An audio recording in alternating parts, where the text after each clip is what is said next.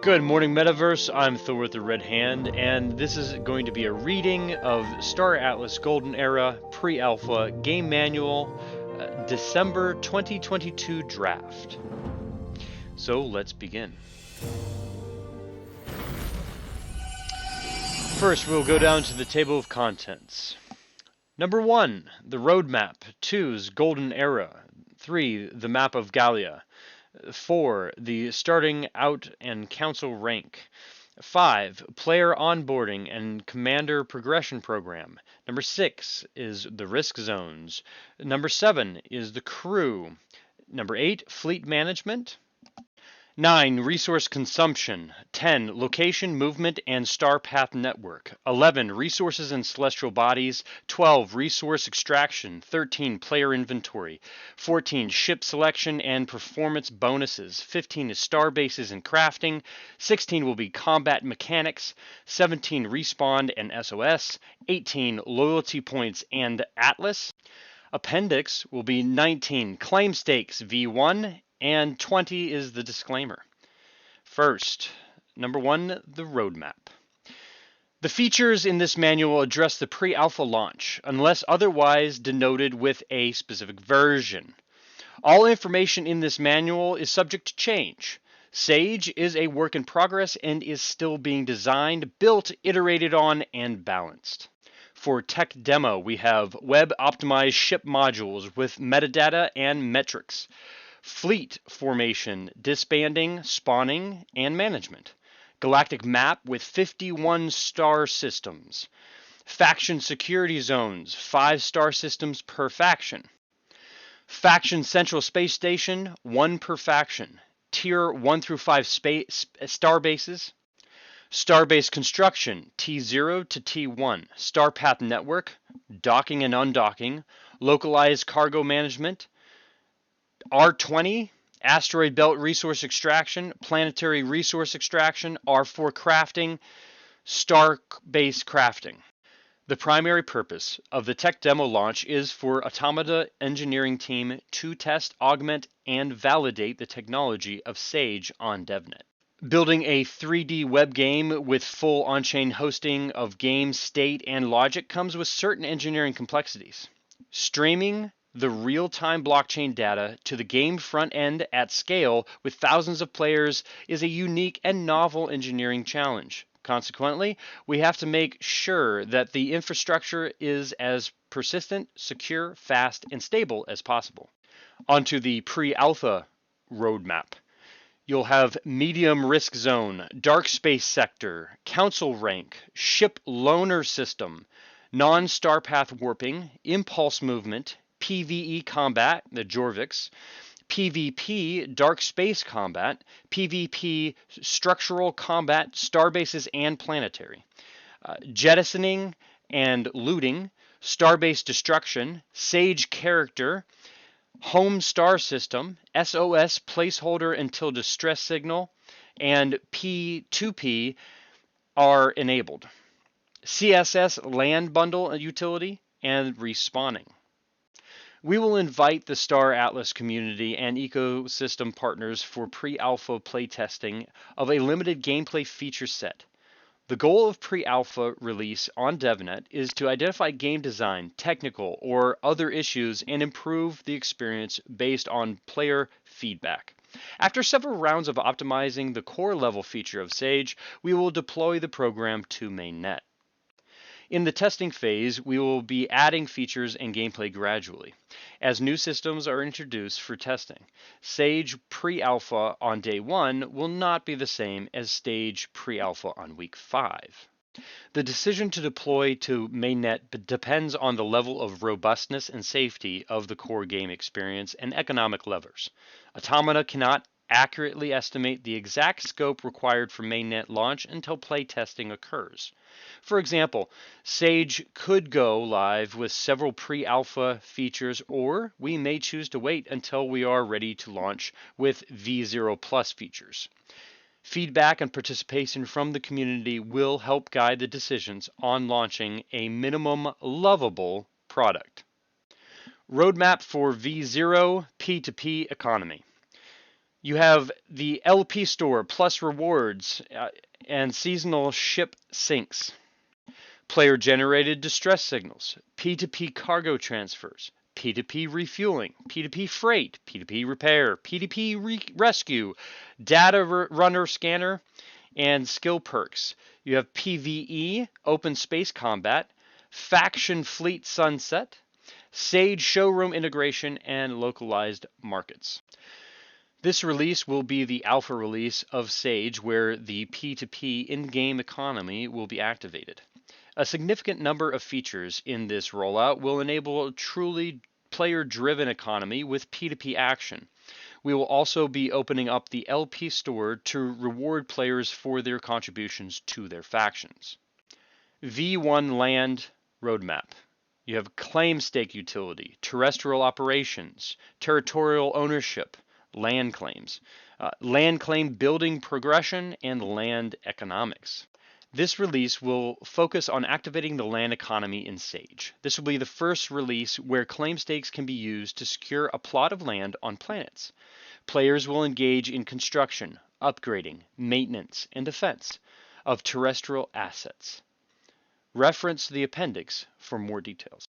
The roadmap for V2, Careers. We have the LP Store expansion, additional rewards.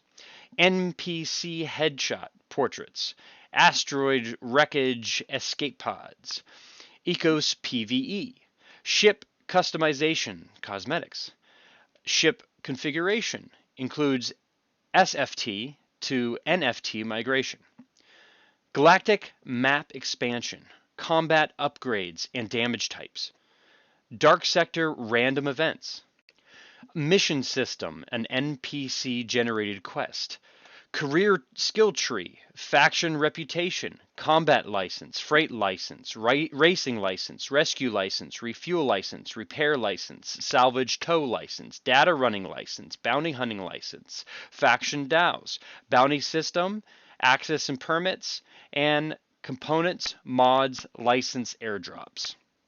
This release will be focused on career specialization through career licenses. Whether you want to specialize in bounty hunting, become a space trucker via the freighter career, or start a DAC of fuel rats, this release satisfies all those needs. The roadmap for V3, which is crew and space stations. We have space stations and decks. Terrestrial assets. We have crew, their race, and their type.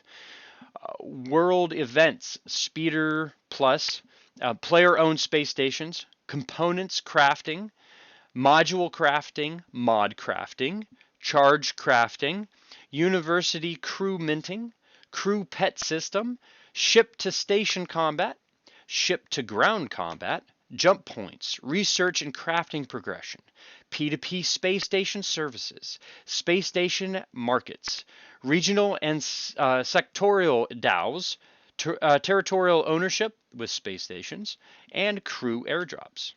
V3 will focus heavily on crew and activities in space stations. Crew members will be individualized to have their own levels, aspirations, and traits. Crew synergies can manifest aboard your ship with proper planning. Been wondering where to call home? Don't have a hab on a central space station? Perhaps a player-owned space station is right for you. This release will expand upon space stations to allow you to add a new deck extension such as a shipyard, university, retail, and hangar. Roadmap for V4, High Risk Zone, and Endgame. This contains a High Risk Zone, ship destruction, stealth and scanning, Tufa PvE, megastructures and expansions, area bosses and raids, ship crafting, political endgame, territorial ownership systems, megastructures, insurance, deep space exploration, terraforming. We know many of you have an appetite for high risk, high reward. The high risk zone boundaries will finally open up. Permanent asset destruction is possible, but the most exotic resource and darkest mysteries are left to be uncovered. We are also adding area bosses, raids, and an entire politician career path as part of the endgame grind. The Golden Era. Welcome to the Golden Era of space exploration. After 100 years of peace, Galia's cosmic currents are once more disturbed by the waves of war. The outer systems of the medium risk zone, the biggest suppliers of resources in the galaxy, are in complete disarray. Mostly untouched by the Council of Peace politics since the signing of the Treaty of Peace, this ecosystem rearranged itself to fill the vacuum of power left by the Mud, Oni, and Ooster. Now, the Jorvik fleet spread their influence led by the Pirate King's charisma. The Ecos and their vessels roam unimpeded and preach their radical tenets against technology and overall civilization. Warlords and slavers run rampant, seizing control of entire worlds and using their populations as resources to forward personal power agendas. Even civilian initiatives such as Carey Farming and Armstrong Industries, which provide relief, infrastructure, and development for those worlds, have been targeted by terrorist attacks and pillage. The situation has been so dire that even official Council of Peace bases suffered attacks, resulting in heavy casualties in terms of personnel and resources.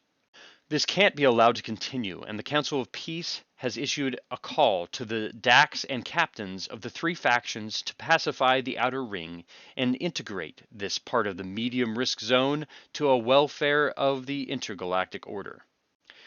Be careful, though. While there are many external threats, there are also enemies within the faction's order.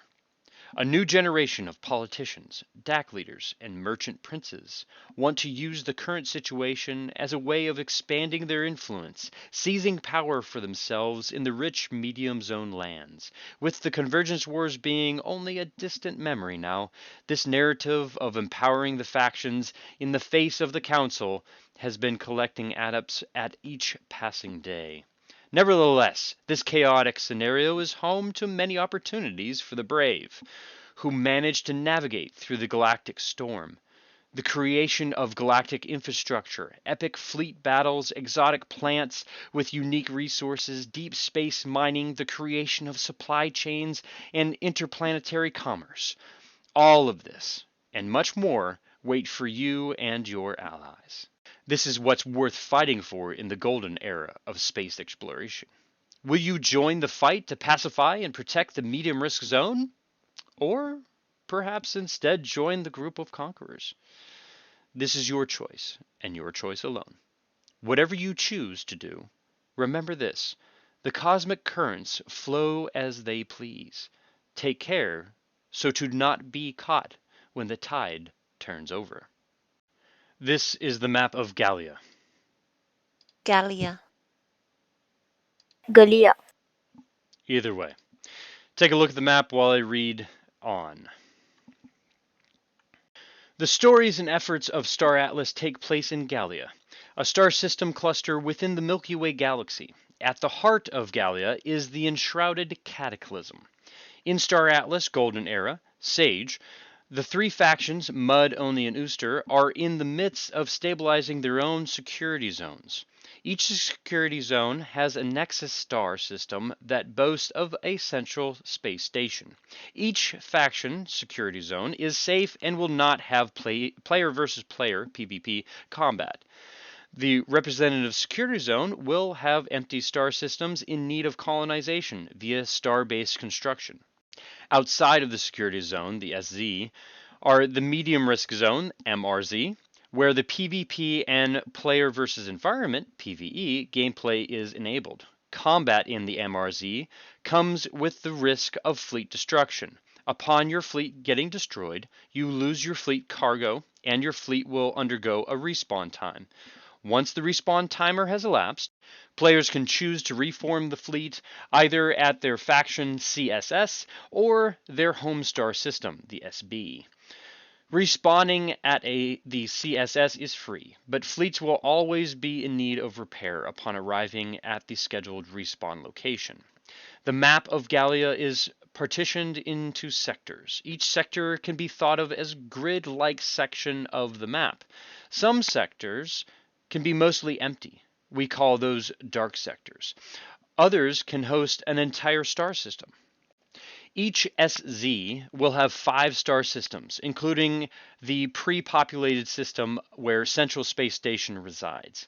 The MRZ will have 36 star systems for a total of 51 star systems across the map.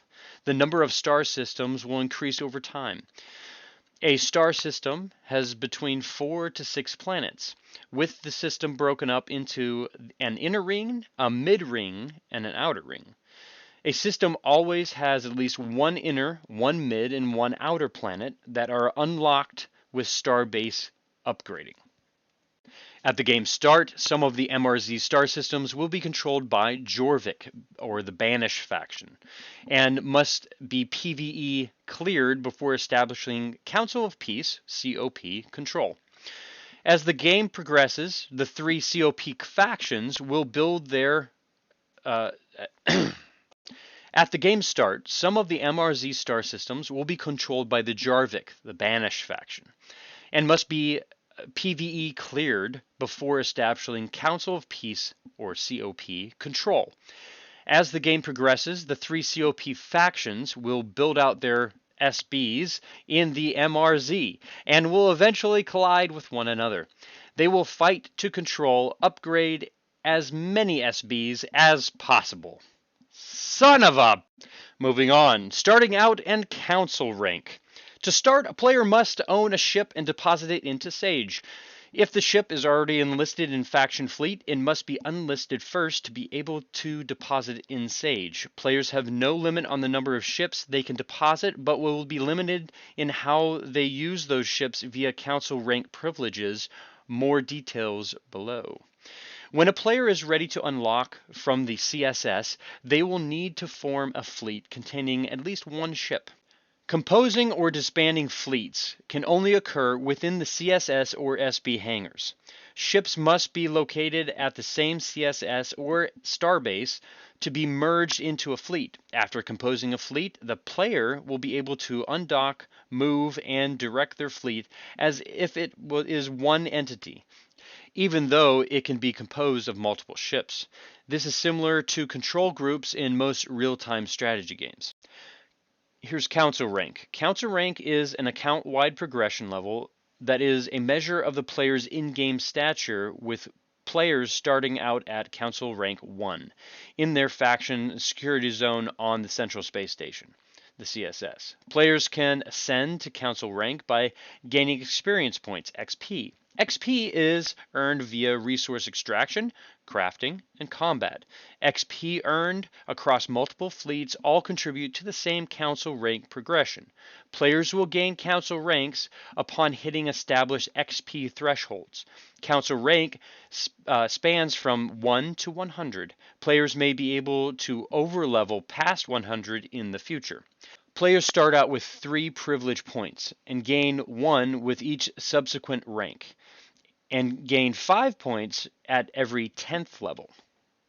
Privilege points can be spent to improve various gameplay parameters, called privileges. As these points are limited and only gain when increasing their council rank, players must make strategic decisions on how to spend these. Point selection is not permanent and can be reallocated for an Atlas fee.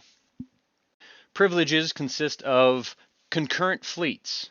The description is the number of concurrent fleets deployed. Per point, plus 1 fleet. Starting value 1, max value 50. Next we have fleet size. Description, max volumetric individual fleet size. Per point, plus 1 fleet size. Starting value 1, max value 100. Next privilege is crafting capacity. Description, max concurrent crew task to craft. Per point, 1 crew for crafting. Starting value 1, max value none. Privilege, Starpath Pass. Description, reduction in Starpath fees. Per point, 0.5%. Starting value 0, max 25%. Expedited rescue. Description, reduction in respawn time. Per point, 0.5%. Starting point 0, and max value is 25%. V1 land rights. Description: max volumetric stakes deployed. Per point to be determined, starting value to be determined, and max value to be determined. This table will be read as the class of ship and then the fleet size point required. Extra, extra small, 1 point. Extra small, 4 points. Small ships, 9 points. Medium, 16 points. Large will be 25 points. Capital ships, 36 points. Commander, 49 points. And Titans, 64 points. A player at level 10 will have 16 points to distribute. Below is an example of a possible point selection a player can have. For the privileges, I'll read out the privilege, then the points assigned. The concurrent fleets, 1 point assigned, final value 2. Fleet size, points assigned 8, final value 9. Crew capacity, points assigned 4, final value is 5. Starpath fee, 2 points assigned, final value 1%, and expedited rescue, 1 point assigned, final value is 0.5. This means that the player can have 2 concurrent fleets with a maximum fleet size of 9. In other words, a fleet with a single small ship plus a fleet with 9 extra small ships. Additionally, the player enjoys a 1% reduction in the Starpath fee and a 0.5% reduction in the respawn times, and the ability to task up to 5 crew at once to craft at the starbases. A player at level 50 will have 72 points to distribute. Below is the example of the possible point selection. Concurrent fleets, point assigned 10, final value 11. Fleet size, points assigned 48, final value 49. Crew capacity, 6 points assigned, final value 7. Starpath fees, 4 points assigned, final value 2%. Expedited rescue, 4 points assigned, 2% final value. This means that the player can have 11 concurrent fleets with a maximum fleet size of 49. In other words, up to 11 fleets with a single commander ship, or any lower level permutation.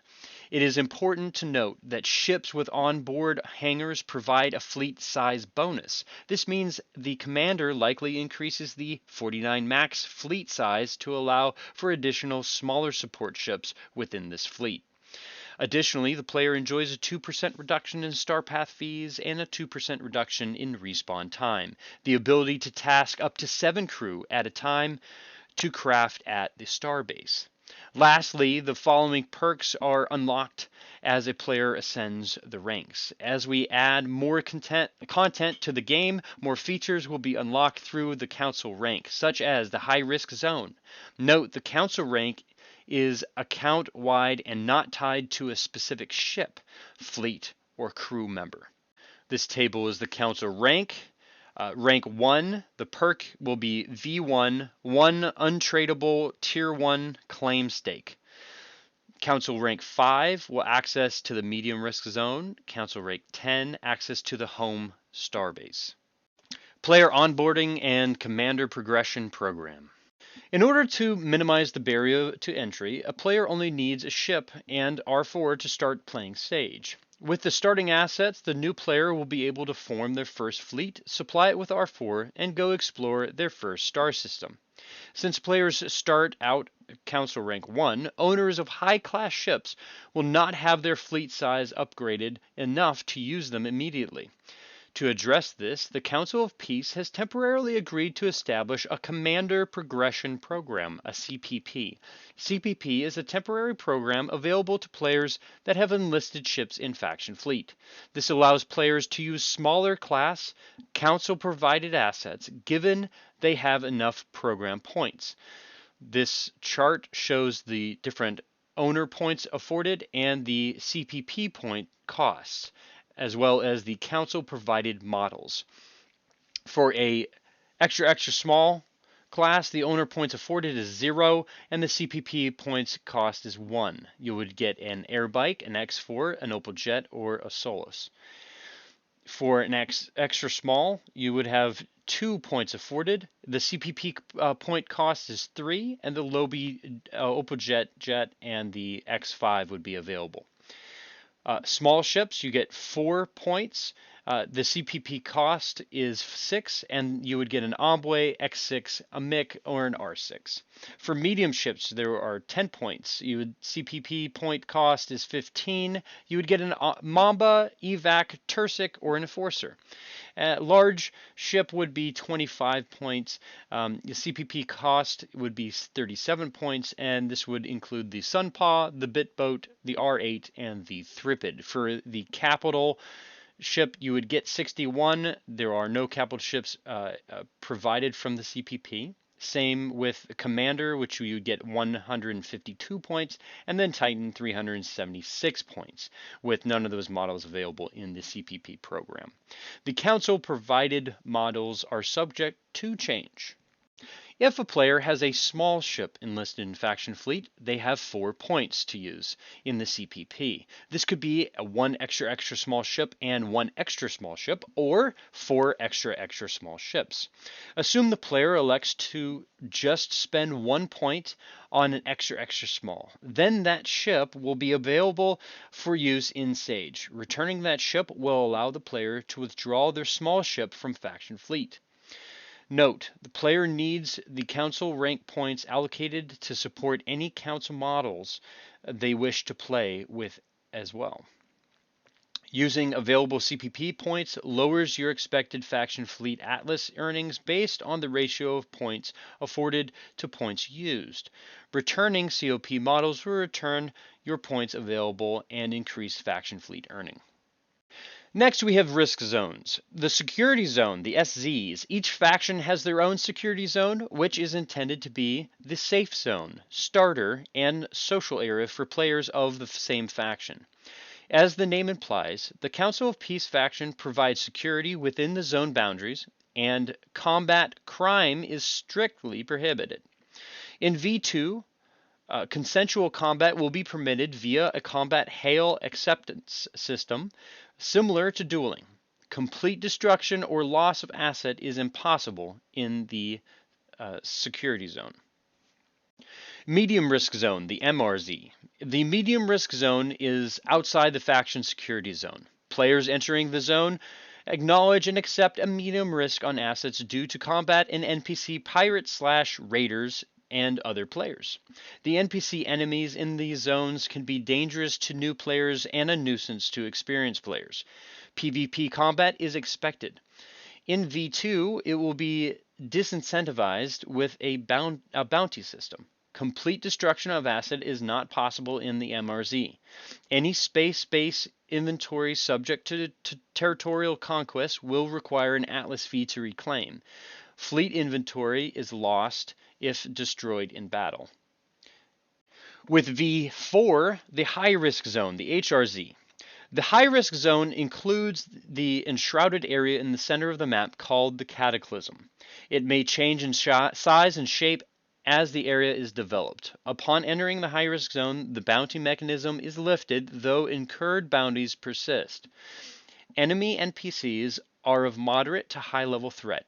Permanent loss of asset is possible. Crew. Crew members are linked to any ship deposited in Sage. If a ship has 3 crew member slots, it has 3 crew members embedded within it.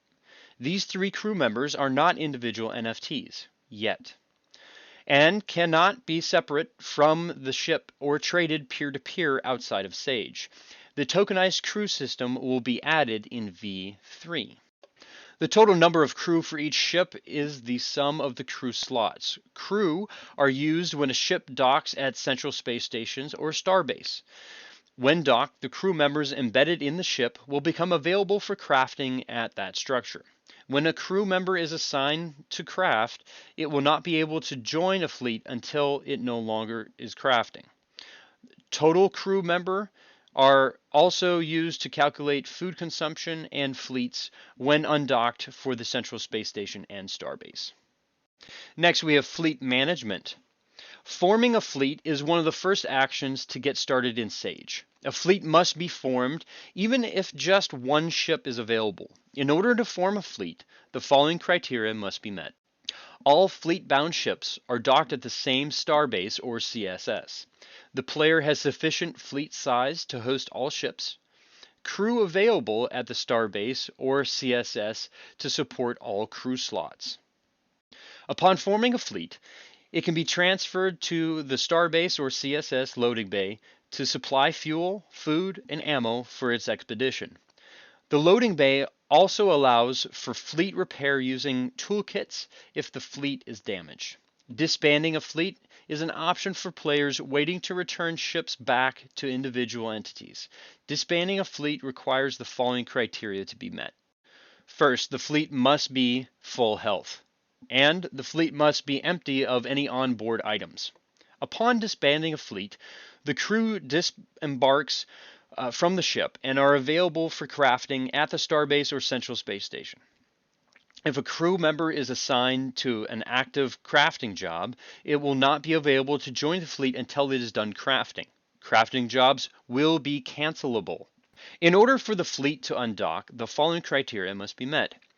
First, the fleet has greater than 0 HP, and next, the maximum number of concurrent fleets deployed is not exceeded. Next, we'll talk about fleet resource consumption. Players will need to supply their fleet with food, fuel, ammo, and toolkits. The R4 derived from refeed, refuel, rearm, and repair over the course of the normal gameplay. Fleets consume R4 in the following ways. Fuel consumption when using a starpath, warping, impulse movement, exiting a planet, and in battle. Food consumed when extracting resources and in battle. Toolkits consumed when repairing docked fleets. Repair ships will have the ability to repair undocked ships. Ammo consumed in battle and when extracting from asteroid belts.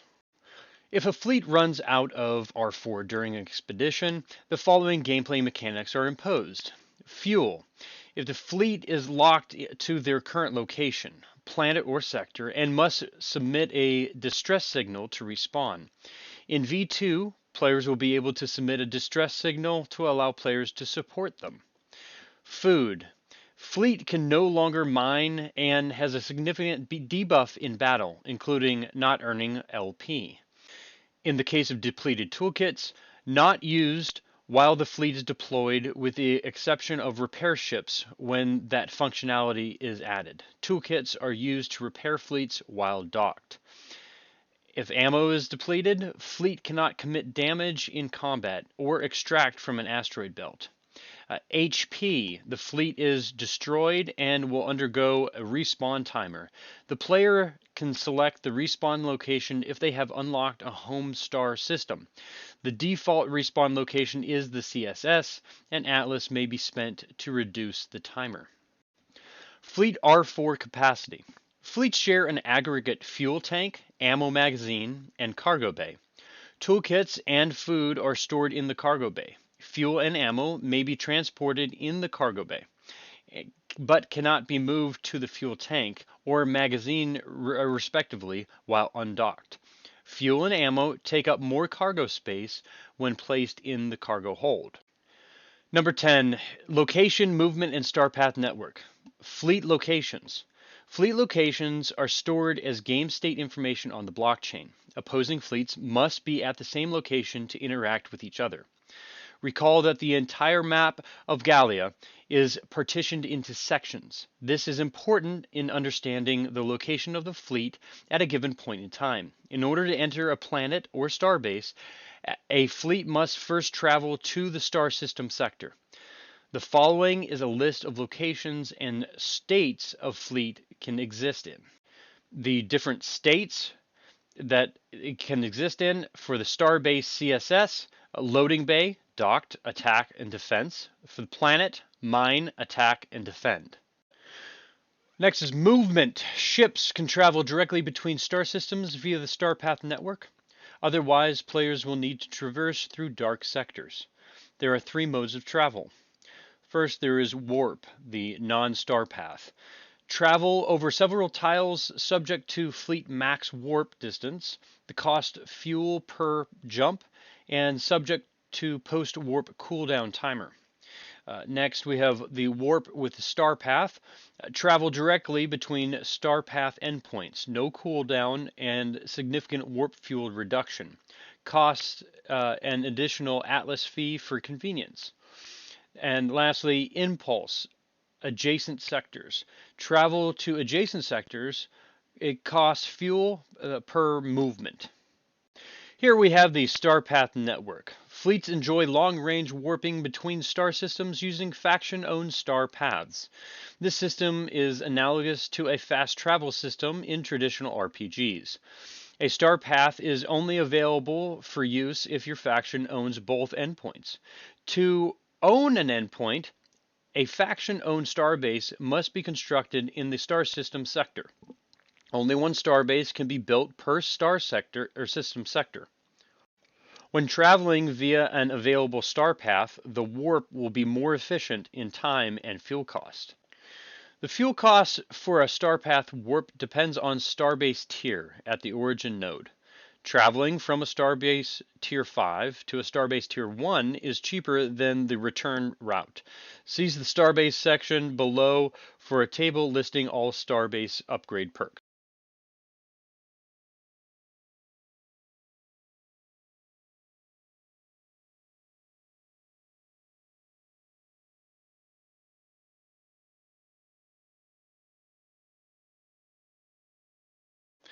We have the star, varying types. Also, there are asteroid belts and planets. In the planets, there are terrestrial, volcanic, barren, gas giant, ice giants, and dark.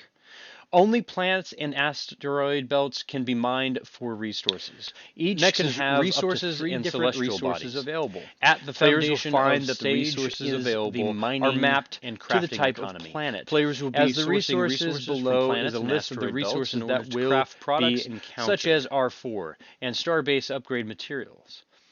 Below is a list of the celestial bodies that can be encountered within the sector of Galia. Here are the resources available: biomass, carbon, hydrogen, nitrogen, iron, copper, lithium, platinum, gold, titanium, silica, luminite, diamond, rocanol, and arco. Resource attributes. The two main factors that define a resource emission rate are hardness and richness. Resource hardness. The resource's hardness can be defined as how hard it is to mine this resource. As such, a resource with a high hardness value will be more difficult to mine. If iron has a hardness value of 1 and silica has a hardness value of 2, then for every 2 units of iron a player extracts, they would extract 1 unit of silica given the same conditions and amount of time spent mining. Hardness value is consistent for a given resource, regardless of where it is located. Resource richness. Every system has a resource richness value that differs from system to system. The system richness value is inherited by the planets within that system and in turn by the resources on that planet. Richness increases with systems that are closer to the cataclysm. In fact, the richest systems in Sage Pre-Alpha can be found on the border between the MRZ and the HRZ. A resource richness can be defined as to how abundant this resource is in this location. The more richness a system has, the higher the emission rate of its planets and resources on those planets will be. Resource richness varies depending on its location. For example, suppose 100 copper per second is being emitted on planet X with a system richness of 1. We also have copper being emitted on planet Y in a different system with a richness value of 2. The emission rate on planet Y is going to be 200 copper units per second. In this scenario, if conditions and time spent mining are the same. Resource extraction. Resource extraction can only occur at planets and asteroid belts. The term resource extraction is used here instead of mining because mining will be a specific action that only mining spec ships can conduct. Planets are available for resource extraction when the following conditions are met. First, player's factions owns the star base of the sector where the planet is. Next, starbase tier is high enough to unlock the planet. And finally, the planet is not in fallen status due to enemy attack. In Sage, fleets aren't physically mining on planets, but loading up their cargo with resources that are mined by terrestrial mining facilities, or mining drills.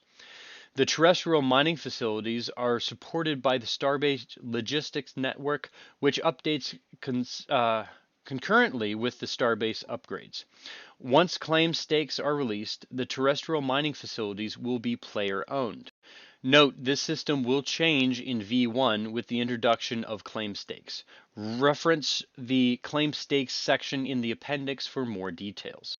Assuming all conditions are met, a player can select a planet and select Extract or Defend. Selecting Extract puts the fleet on the planet's surface. The fleet will start loading its cargo depending on the extraction rate of the fleet, the resource hardness, and the local richness. Players selecting their extraction fleet will see cargo filling up in real time.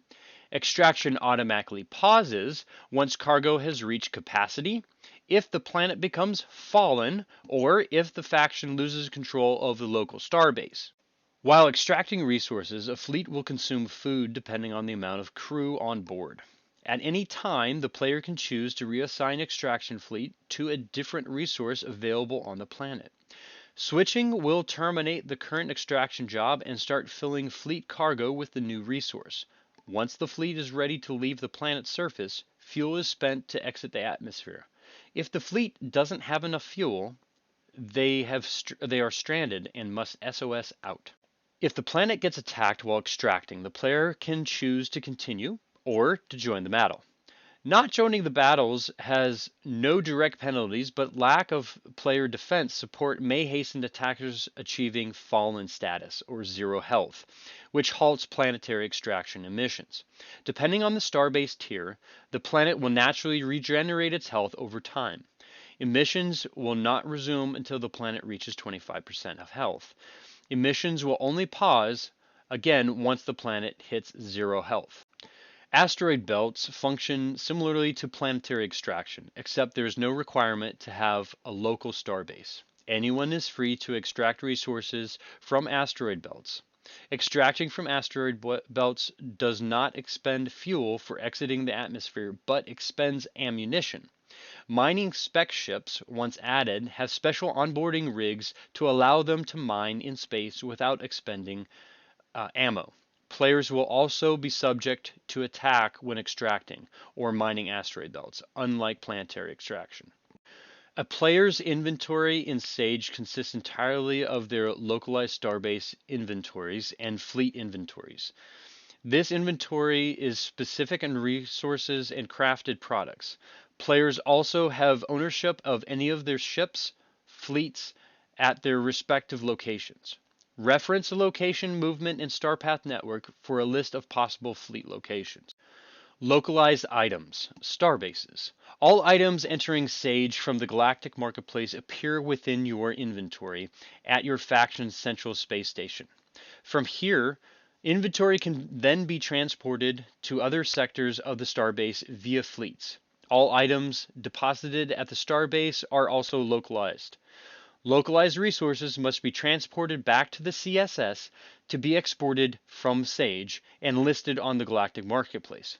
The Galactic Marketplace is able to support all three factions' CSS simultaneously due to its instantaneous jump point connection of the three.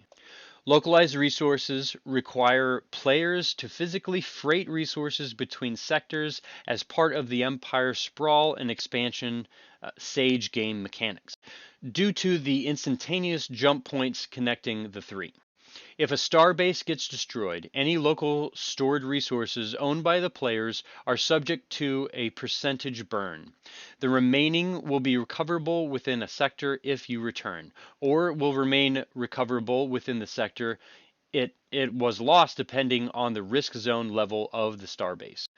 Localized items and fleets. Fleets will also have localized inventories consisting of their onboard R4 supplies and cargo. When a fleet docks, its inventory can be uploaded into the SB. This will then transfer the resources in the cargo to the player's SB inventory. Ship selection and performance bonuses. Selecting the right ship depends on the playstyle of the player. Each ship has a unique stat based on its make, spec, class, components, modules, and crew. The make is the manufacturer of the ship. Each manufacturer specializes in a different area of spacefaring. Spec is the utility focus of the ship. The class is the effective size band the ship falls within. Components are the critical subsystems of the ship that will be swappable, upgradable, modifiable, and craftable in V3. Modules are the optimal add-ons that are swappable and craftable in V3. Starting with make, below is the relative bonus table across all ship manufacturers. The columns are defined as the following. Hull affects the HP of the ship. Shield, the shield strength of the slotted shield generator. Armor affects the armor value of the slotted hull reinforcement. Warp affects the warp range and cooldown of the slotted warp drive. Impulse affects the impulse speed of the slotted impulse engine. Thrust affects the agility value of the slotted maneuvering thrusters. Bays affect the performance of the slotted missile or bomb bays. Hardpoints affect the performance of weapons in the slotted hardpoint. Counters affect the performance of the slotted countermeasure bay. Fuel savings affects the fuel efficiency. A high value means less fuel is spent. Repair savings affects the cost to repair. A high value means less toolkit spent. Tractor beam affects the rate at which items are salvaged in base.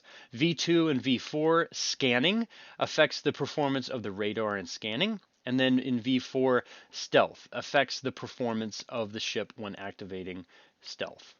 Some manufacturers boast more advanced technology and are granted more bonus points. However, their pricing naturally reflects this bonus. Note, manufacturer factions alignment does not influence anything in Sage pre-alpha. It will be considered once ship crafting is added. In these tables, it lists the different makes and factions, their hull, shield, armor, etc., etc. It's relatively small to actually see. I highly recommend that you take a look at these tables and get to know the different ship manufacturers and where their benefits lie. Next, evaluating a ship spec, we have a similar bonus table with additional of onboard capacity. Capacity bonus affects the total space on board of the ship for inventory consisting of the sum of the fuel tank, ammo magazine, and cargo hold. Next, we have ship spec bonuses. Class refers to the size band an asset form factor belongs to. Ship class is an extremely important variable in assessing the overall performance of a ship. Higher class means higher raw performance, but it also comes at the cost of more consumption. As ship class increases, the following can be expected. An increase in HP, hull points, increase in SP, shield points, increase in planetary and asteroid belt extraction rates, an increase in onboarding cargo capacity, the split between cargo bay, fuel tank, and ammo mag, and increased R4 consumption. Next, evaluating a ship's component is also valuable. When looking at components, their class dictates their performance rating. The table below outlines how each component is used in Sage. It is important to note oversized, higher class than the ship class components enjoy better performance but are offset by a total power available by the power supply. This means an oversized weapon on a ship has a slower firing rate or overheats faster due to the onboard power limitations. This system is in place to keep balance within the ship classes. The Sage component bonuses. The component and then the effects. Shield generator, shield strength value. Warp drive affects the warp distance and cooldown. Impulse engine affects impulse speed. Maneuvering thrusters affects the agility value. Weapon hardpoint affects weapon or hardpoint DPS. Missile bay affects the missile bay DPS. The countermeasures affects the countermeasure DRPS. Hull reinforcements is for the armor value.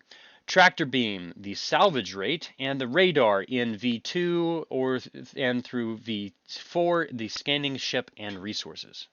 A ship modules are its optimal add-ons and give diversity in different ships' loadouts. If a module is under or oversized for the ship it is in, this affects the percentage value of the bonus it provides. The bonuses provided by each of the modules are outlined below. Sage module bonuses, the module and then the description. Cargo, it increases cargo bay capacity. Fuel increases the fuel tank capacity. Ammunition increases ammo magazine capacity. Mess hall reduces food consumption. Hydroponics reduces food consumption. Salvage increases salvage rate. Medbay increases rescue capacity, lower respawn timing. Bomb bay affects the bonus damage to SBs and planets. The hangar increases the max fleet size or fleet ship is supporting. Drone ports in V2 can be slotted with drones with different utility bonuses. Smuggle cargo in V2 increases protected cargo. Theater in V3 improves crew morale. The art gallery in V3 improves crew morale as well. Repair in V2 improves repair capabilities. Scanner in V2 and V4 scanning rate boosts. And then data rack V2 scanning rate boost. And brig V2 increases bounty rewards. Lastly, when selecting a ship, crew can also be a decision factor. Sage Pre-Alpha will not have a full intended crew system in place. Instead, the total crew count from the ship crew slots is counted as crew available for crafting when the ship is docked, as well as for food consumption rate when the ship is deployed. In V3, once the crew system is developed, each crew slot will be filled by an NFT crew member that gains experience depending on how they are used. Starbases and Crafting. Starbase tiers and overview. The main objective for each of the factions in Sage is to expand their control of the Galia cluster via the construction of starbases. Starbases require a massive amount of materials to construct and likely require crowdfunding from the faction members or DACs. Each star system can have only one star base, located on the system's inner ring. Star bases have 5 different tiers, and they can be upgraded through those tiers. The table below outlines the perks for each starbase tier.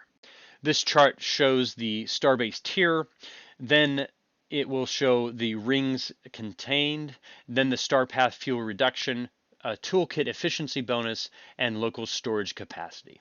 For a Starbase 0 platform, 0 rings, Starpath fuel reduction nothing, toolkit efficiency bonus nothing, and capacity nothing. In tier 1, inner ring, 0% for fuel, 0% for tool efficiency, local storage capacity T1.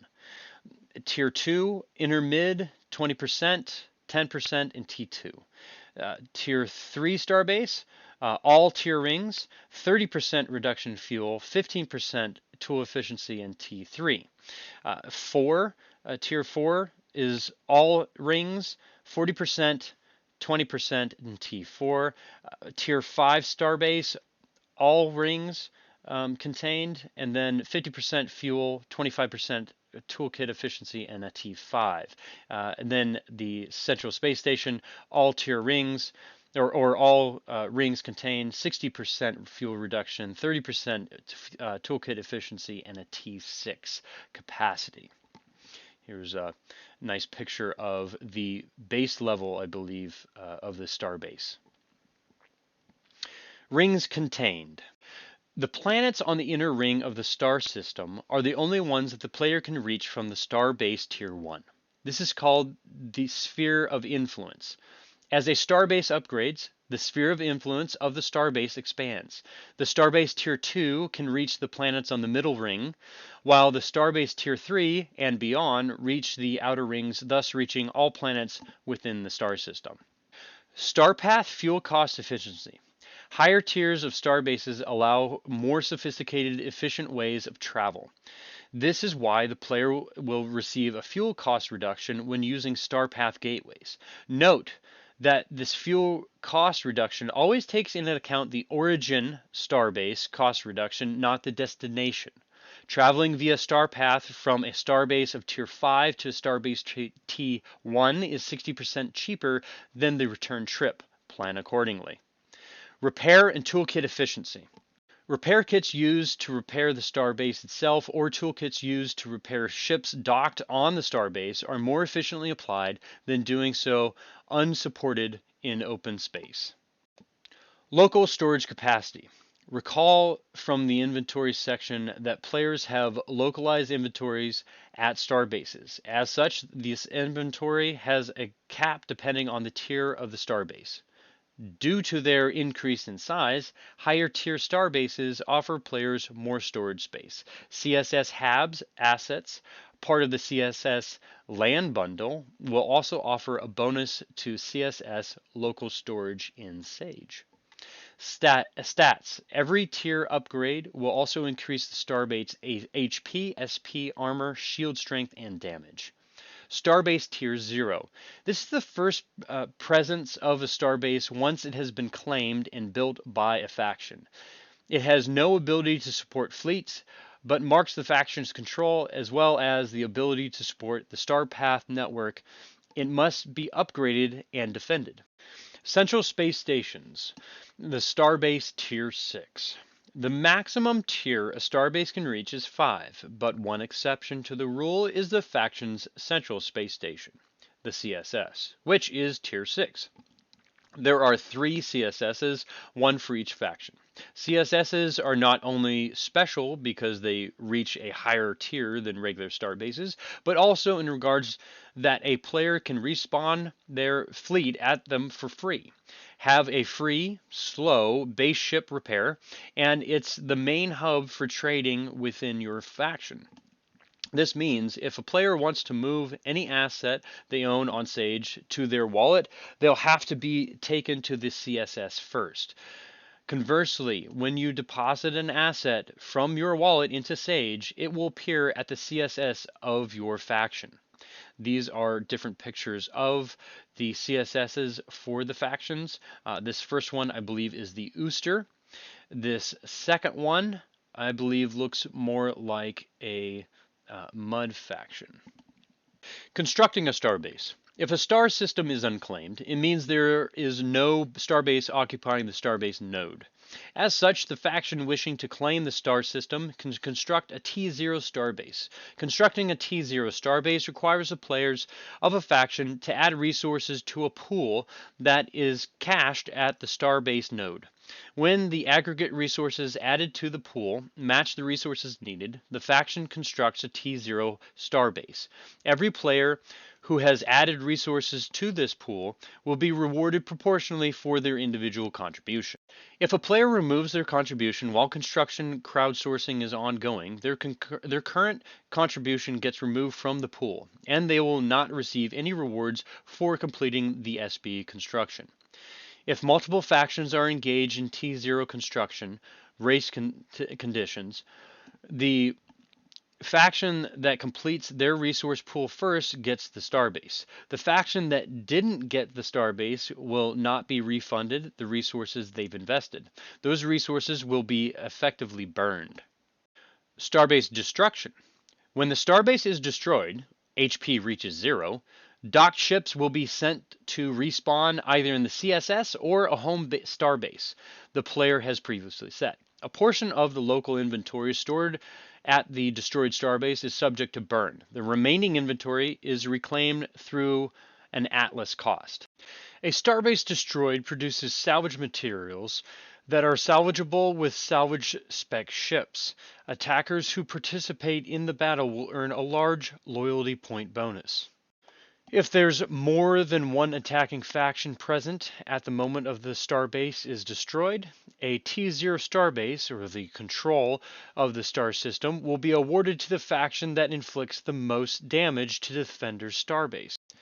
Note that all ongoing player crafting jobs on the starbase will be cancelled in the event of its destruction, and resources involved are subject to the above inventory destruction rule. Of active crew at starbases.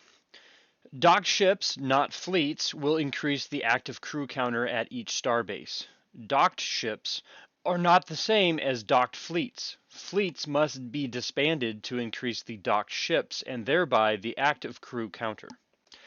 Active crew are used to complete crafting, upgrading, and repairing jobs at starbases. These jobs can be queued. Active crew are temporarily in garrison at the starbase when not crafting. Crafting at starbases, players may craft items at starbases using their local starbase inventory and assigning active crew to a crafting job. The available recipes are tied to the starbase tier. The amount of active crew will define crafting rates at the starbase. Players may have multiple crafting upgrade jobs at a time per starbase as long as they have crew assigned and enough resources in their inventories. A player with 0 active crew at the starbase may not start a job. If they don't have the required input resources, they may not start the job. Players will select the desired product they want to craft and quantity, constrained by their inventory.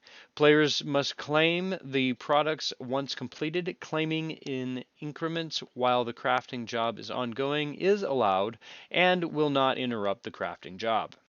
Here are the Starbase tiers and the recipes that are unlocked. Tier 0, no recipes are available.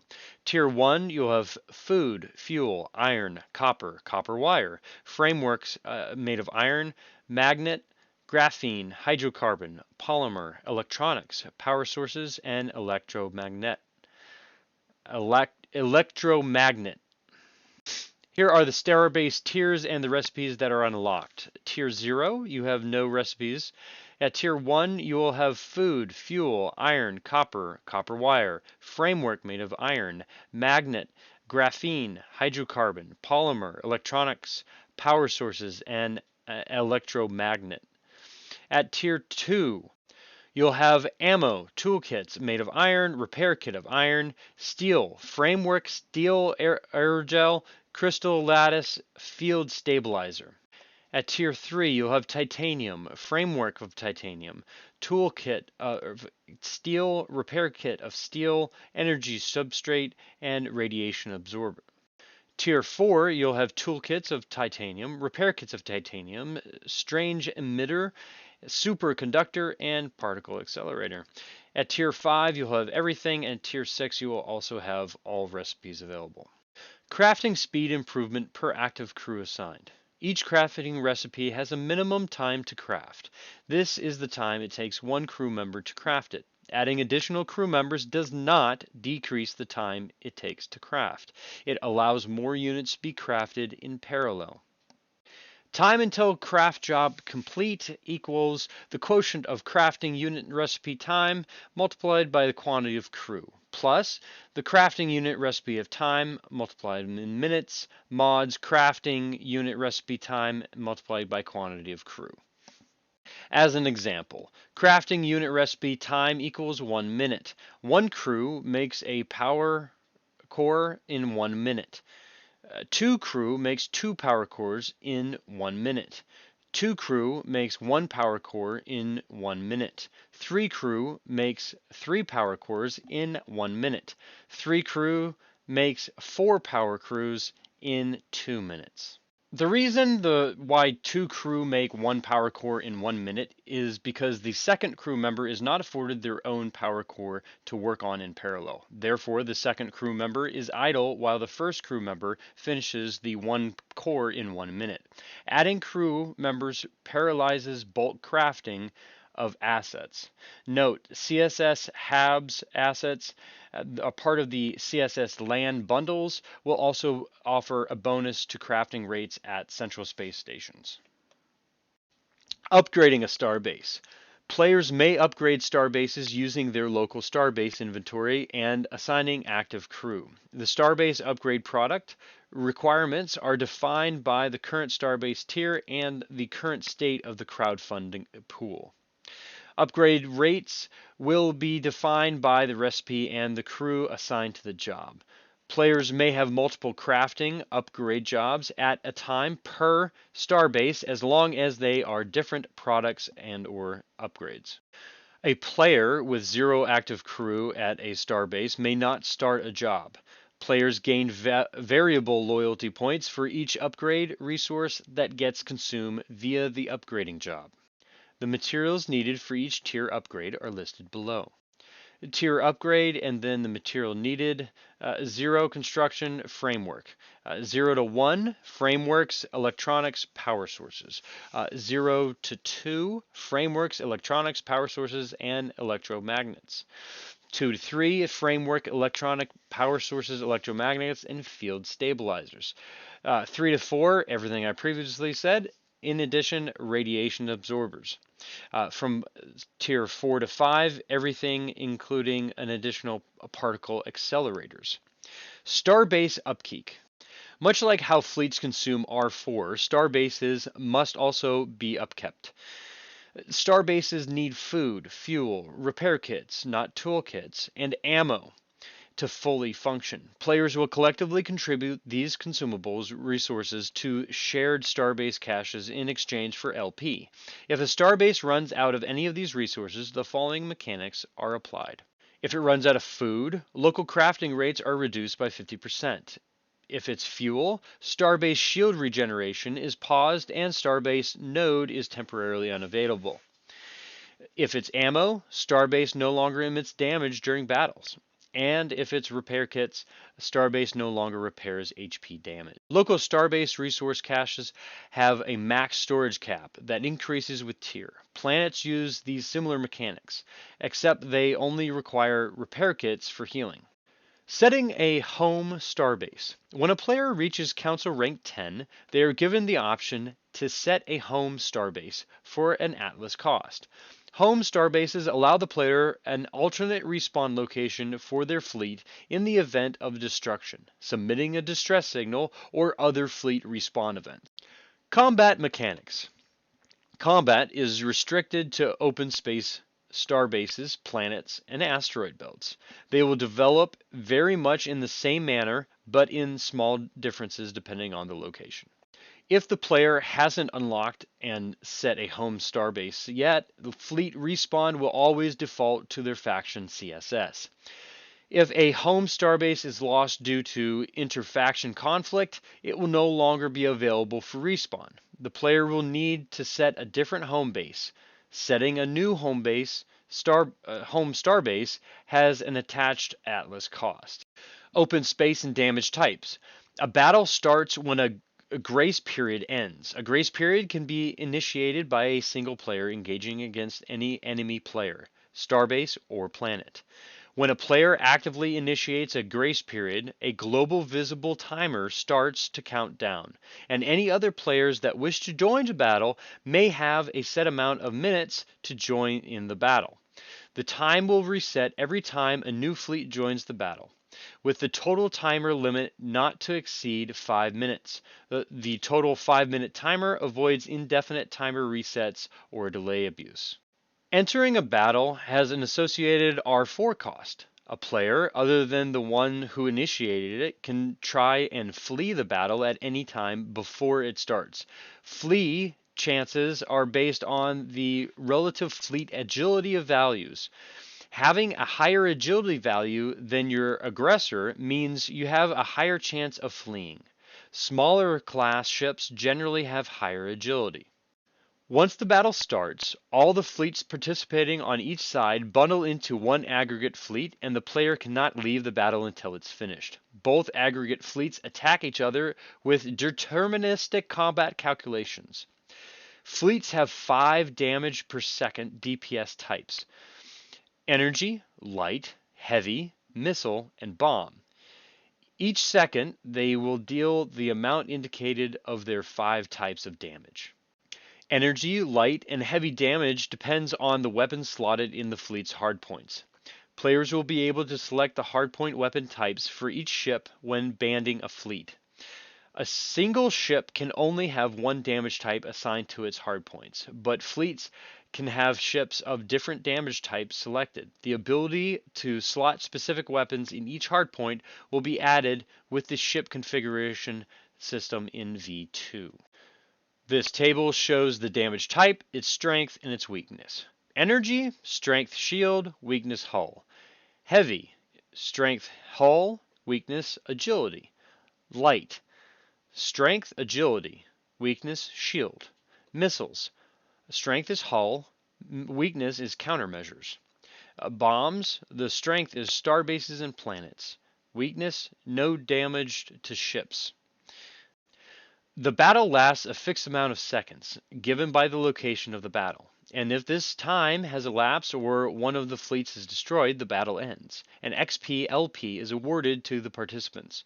If one side is destroyed, then the winner is declared and reward loot in the form of the losing fleet's inventory and salvage. At this time, players can choose to re-engage in battle. This is especially useful on starbase and planetary battles. Starbase and planetary battles. Following the mechanics described above, battles at the starbases and planets will function similarly to open space battles with a few key differences described below.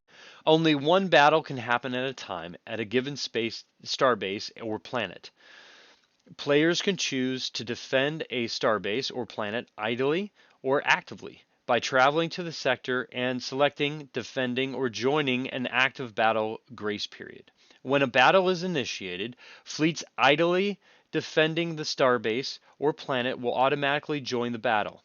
Players extracting resources on the planet are given the option to join the battle. If an extracting fleet opts to not join, either though inactive or conscious selection, they will continue collecting resources. Starbases have their own defense stats: hull points, shield points, armor, and shield strength, depending on their tier. Starbases also output damage as long as the local starbase ammo cache is not empty. Planets don't have shield points, shield strength, or damage output. The starbase or planet takes SP or HP damage once the defending fleet is destroyed. The exception to this is bomb damage that ignores the defending fleet.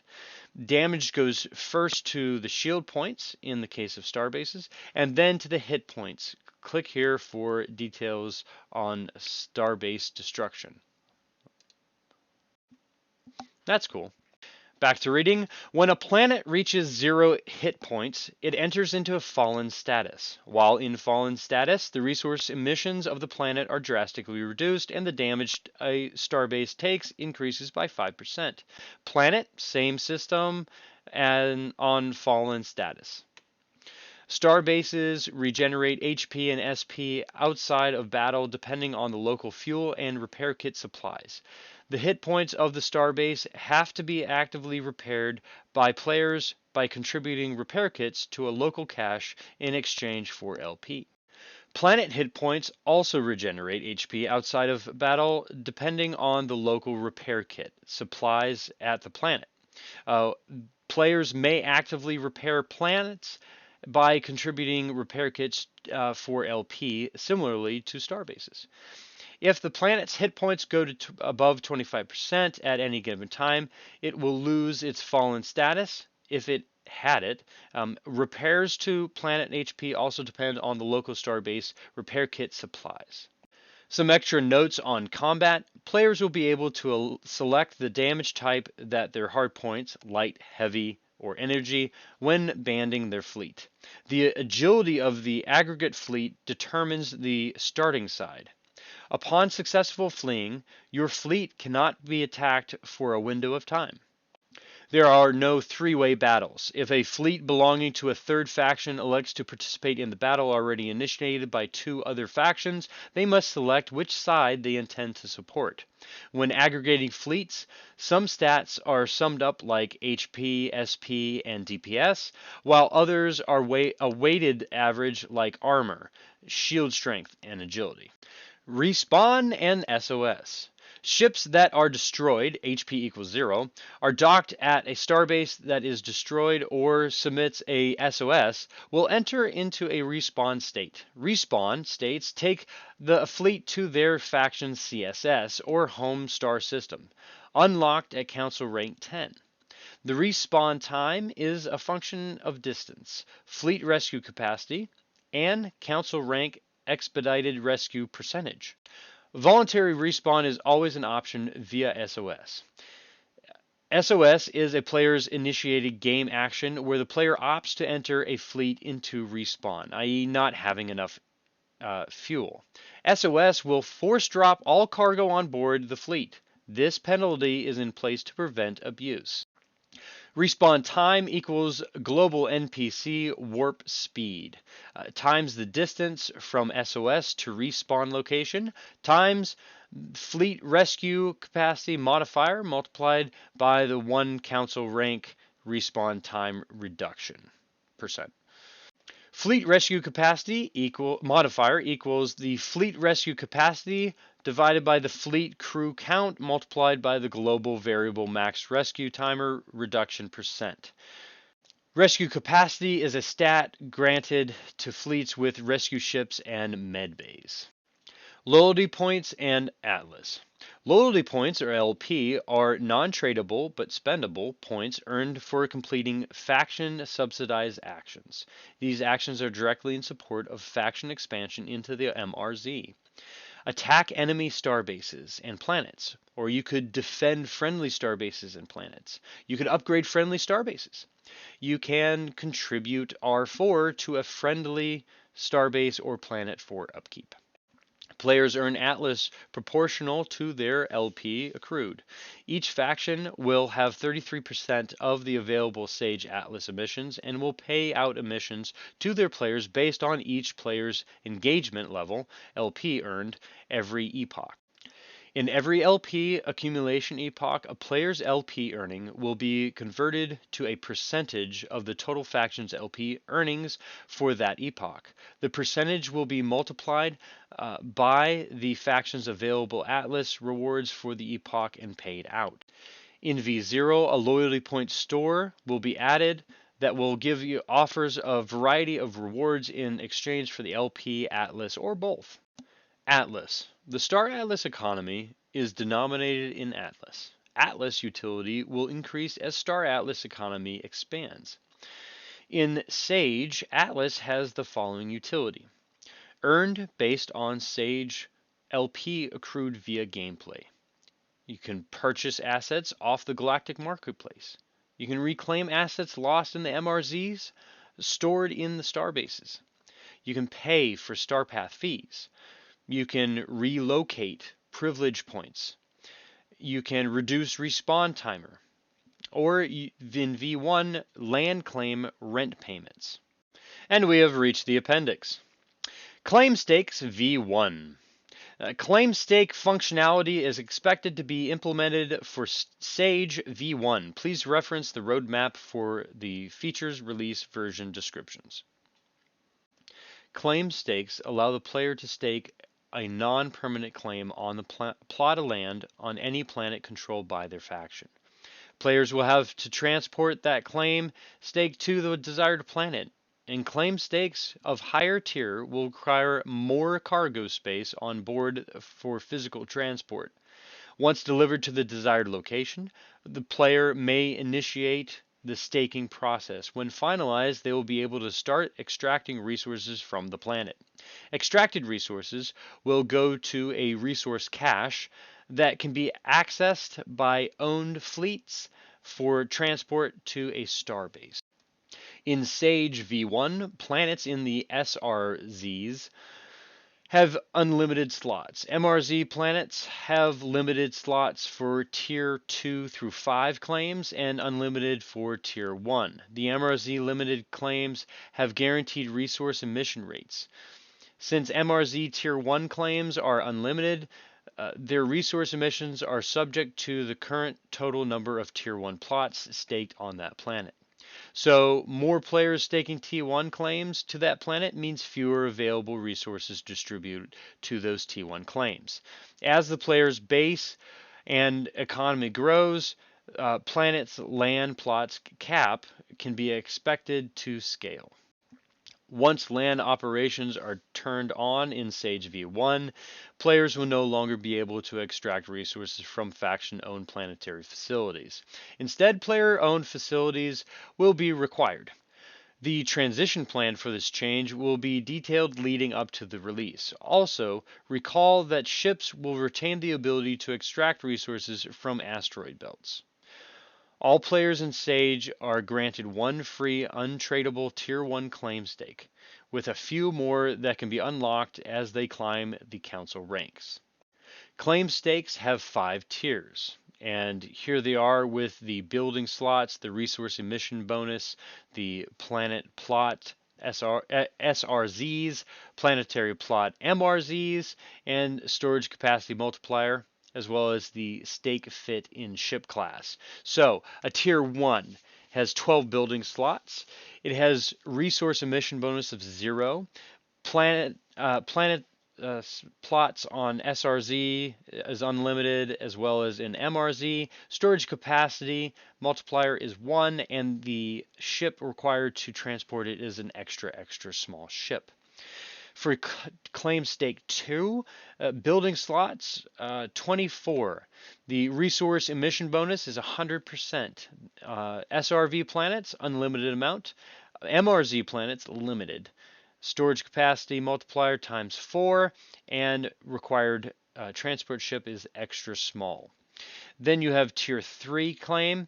That's 42 building slots. Emission bonus of 200%. Unlimited in SRZ and limited in the MRZ.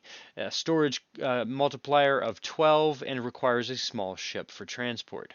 The claim stake tier 4 has 64 building slots, resource emission bonus of 400%, unlimited in the SRZs, but limited in MRZ. It has a storage capacity of 30 times and requires a medium-sized ship to transport it. Claim stake tier 5 is going to be 100 building slots. It's 700% emotion bonus, unlimited in SRVs, limited in MRZs, and the storage capacity is 66 times. It requires a large ship for transport. A large ship or larger. Resource emissions indicate how abundant resources are on a plot of land. Numbers are subject to change. Starting out, in order to place buildings on land claims, players will need to provide the construction resource requirements. Building, other than the ones already sold on the Galactic Marketplace, will need to be constructed in situations by players. This means physical transporting the building requirements to the planet's surface or using a local refinery to make them. Since buildings are large structures, they will not be tradable. The ones that exist on the marketplace are special flat packed variants that will be consumed when placed. Once placing the flat packed version, it can only be deconstructed and cannot return to its flat packed form. Once a player has staked their claim to a system or planet within their faction, they will start out with a hub starter building at tier 1. The first action players will take is to submit their Atlas rent at the hub. Atlas rent will drain as rate dependent on the tier of their land claim. Increasing a land claim tier will cost Atlas and can be done at any time, but it will cost or increase rent costs. After rent is paid, then land actions become available. If a player runs out of rent, they will become delinquent and will be forced to unstake. Players will likely start out by building a tier 1 mining drill. After a few more buildings, the player will likely run out of available power from the hub. This is where the power plants come in. Over time, players will need to manage and balance production, concurrent jobs, building slots, building upgrades, rent, power, maintenance, and defense as part of the terrestrial operations gameplay loop. Buildings. The buildings available are presented below with the following definitions. It shows the utility, what the building is used for, its building slots, how many slots is used when placed. Each claim tier has a limited number of building slots. For the maintenance, the upkeep required for the building. For power, whether its building is providing power or consuming power. Then upgrading, what can be expected when upgrading? Each building can be upgraded to a tier 5. And then other notes, any other notes about the building. Next, we have mining drill. The utility mines subterranean resources. Each miner will be configured to a resource deposit. You are free to place as many drills as desired on a deposit, whether it is iron, copper, silica, as long as it fits within your available building slots. Different planets will have different resource deposits and different hardness and richness values. For the building slots, requires 1. Power, it's a consumer. Maintenance, it requires repair kits. For upgrading, you get higher mining speed, better effectiveness, and rarer resources. Higher power and maintenance consumption as well. First, we have the hub, base center. Utility is starting building, automatically constructed once the claim is staked, provides initial power to support the first few buildings. The hub tier will always match the claim stake tier. To upgrade a hub, the claim stake tier must be upgraded. It has only be removed via the unstaking the claim. Building slots, none required. Maintenance, it is a provider. Power, it is a provider. And for upgrading, more concurrent jobs, construct and upgrade. Also increases local storage of resources and products. Other notes, consumes Atlas as rent. For power plant, the utility provides power to buildings. Multiple plants will support larger power consumption requirements. The building slots will be 1. Provider of energy, maintenance is repair kits, and upgrading, you get higher power output and maintenance consumption. For refinery, the utility used to refine raw resources into usable materials allows R4 production. Building, it requires 2 slots. Power is a consumer. Maintenance, repair kits. Upgrading, you'll get higher refining speeds, better effectiveness, and rarer resources, and then higher power and maintenance consumption. Atmo Reclamation Facility, ARF, the utility available for use in gas harvesting on planets with atmosphere. The ARF, like the mining drill, can choose which gas to harvest. Building slots required 1. Power, it's a consumer. For maintenance, it requires repair kits. And upgrading, you get higher harvesting speeds, better effectiveness, and on rare resources, and then higher power and maintenance consumption. For farms, the utility is grow biomass that can be refined into food. Building slots required 1. Power, consumer, yes. In maintenance, none.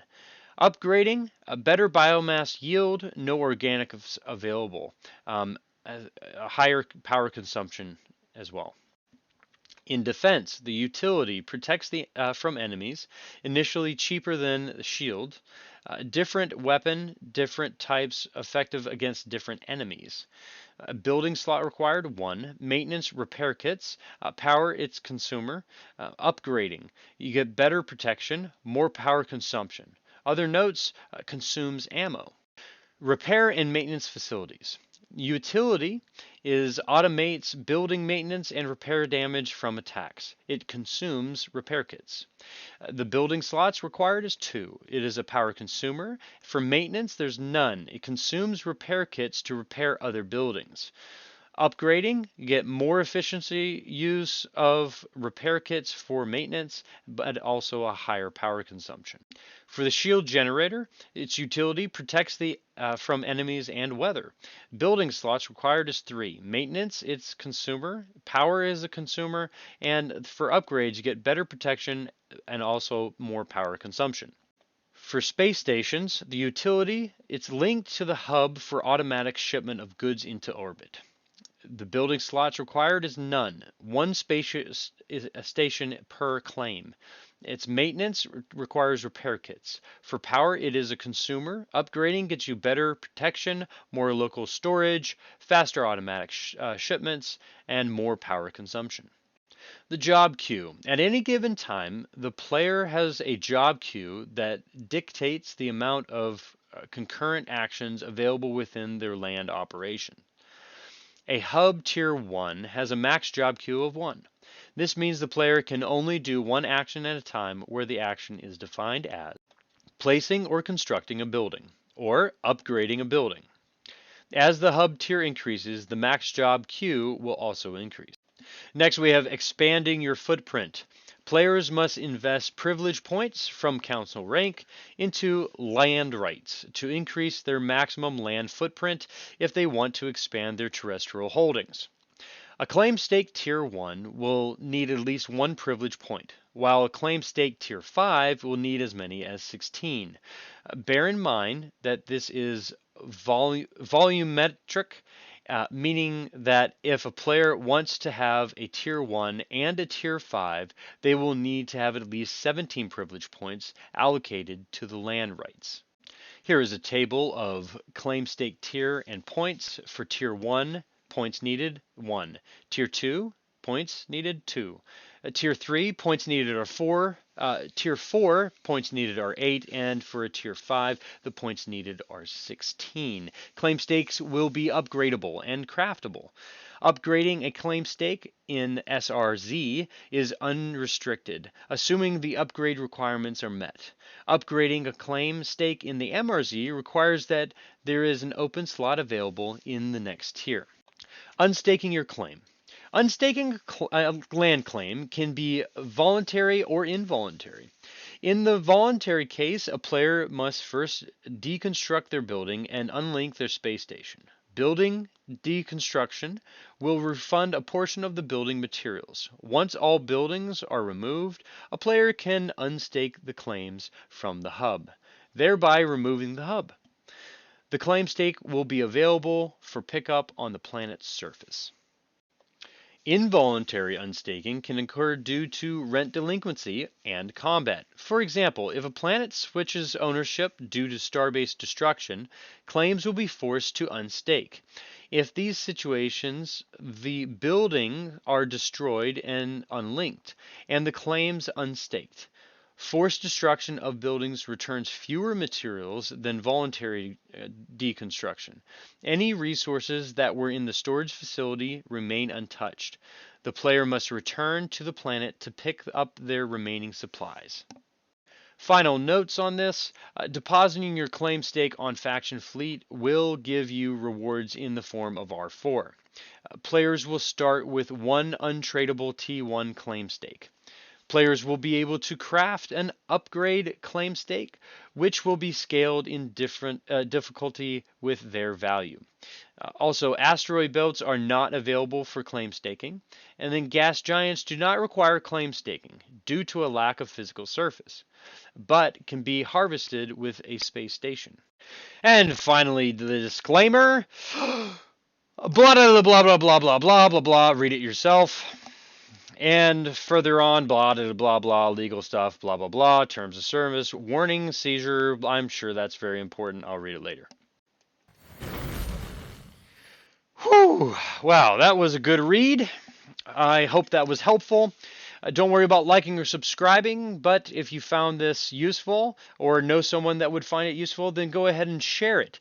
And if you can do that, then today was a good day. Good morning, Metaverse.